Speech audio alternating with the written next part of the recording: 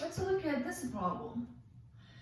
Find the antiderivative of this function that satisfies an extra condition called the initial condition, meaning when t is equal to 0, of t should be 3i minus 2j. By the way, this is not of t, this is derivative of t, because we see the prime over here. All right, so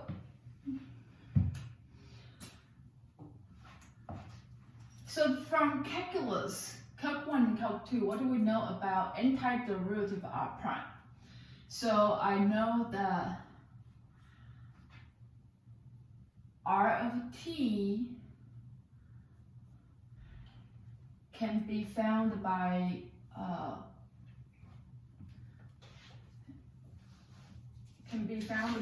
integrating its derivative, right? Okay, so let me just do indefinite integrals. So we are looking for just the antiderivatives. Okay, I said antiderivatives because when we find the integral, we're gonna do a plus c, and that plus c would be an arbitrary number. Okay, so but here I write antiderivative. All right, so integrating this, I copy whatever I have for the r prime, and this is the I minus 2 sine t, the t, and the j.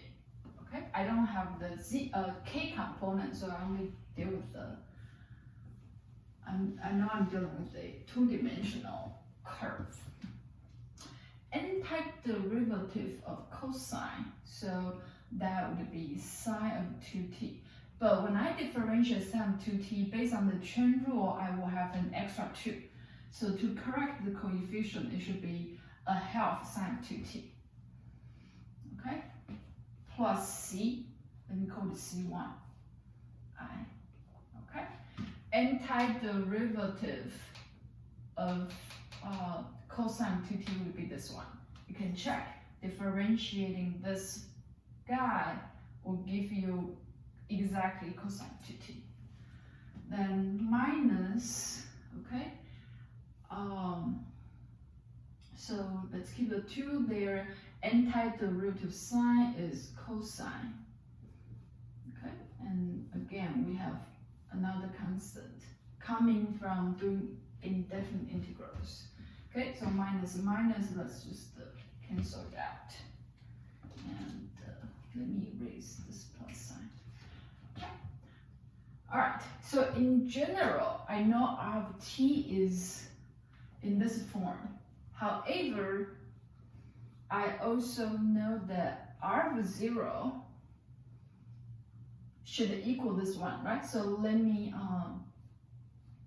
first plug 0 into the t. So I have 1/2 sine of 0 plus c1, and that's I,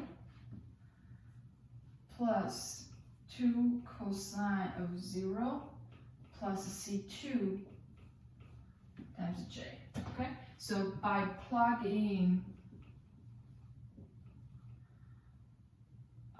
0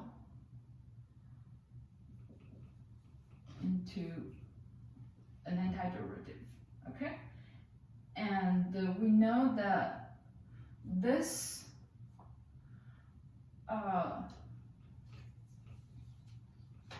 this is supposed to okay, so let me simplify this a little bit. So sine of 0 is equal to 0, so this is c1i. Cosine of 0 is equal to 1, so 2 plus c2j. That is r of 0 from the general form, okay? Moreover, we know r of 0 is equal to, now we copy the information, 3i minus 2j, okay? So now we set, so what does that mean? That means the 3i here should be equal to C1j, C1i. So C1 is equal to 3. Okay, we compare coefficients, and 2 plus C2 should be the coefficient for j, so that's minus 2. So what does it say? It says that C1 equals 3, C2 equals -4. All right. Okay.